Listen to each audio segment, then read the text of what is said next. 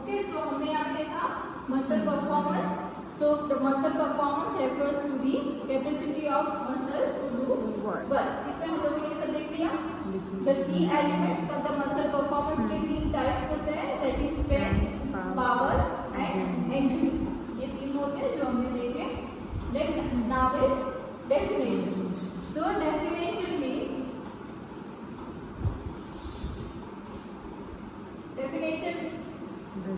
resisted exercise is any form of active exercise. मतलब resisted exercise जो है वो ऑलवेज एक्टिव ही होती है, वो कभी पैसिव नहीं होती.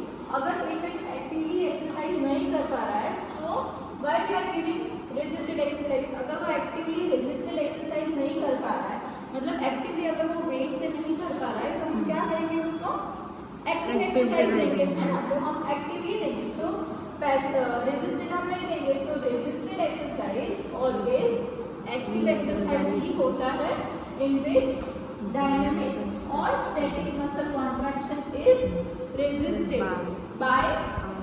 अभी resisted तो हमने बोला कि resisted है, पर वो resistance किससे देते हैं. So resistance is given by outside force applied manually or mechanically. बाहर से हम लोग कोई फोर्स देंगे जो वो स्पेसिफिक मूवमेंट को रेजिस्ट करेगा, और वो जो रेजिस्टेंस है वो बाहर से देंगे. तो वो मैनुअल भी हो सकता है, मतलब हम थेरेपिस्ट भी दे सकता है, और पेशेंट खुद से भी उसके दूसरे हाथ से. फॉर एग्जांपल अगर वो ब्रिस्ट की रेजिस्टेड एक्सरसाइज कर रहा है तो ये किया ब्रिस्ट एक्सटेंशन, राइट. तो वो अपने दूसरे हाथ से ऐसे एक्सटेंशन को रेजिस्ट करेगा और थेरेपिस्ट उसको रेजिस्ट करेगा. So that is manual resistance और मैकेनिकल. अगर हम उसको डंबल दे देते हैं, तो अगर डंबल दे देंगे तो वो डंबल हाथ में पकड़ के ऐसे ऊपर करेगा, तो वो क्या हो गया, मैकेनिकल रेजिस्टेंस, राइट.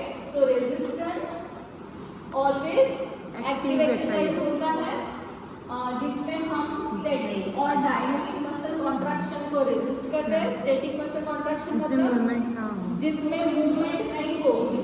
तो स्टैटिक मसल कॉन्ट्रैक्शन मतलब नो मूवमेंट, मूवमेंट नहीं होगी, जिसमें सिर्फ मसल का टोन चेंज होगा पर मसल की लेंथ चेंज नहीं होगी. वो हमने देखा होगा ना एनाटॉमी, राइट.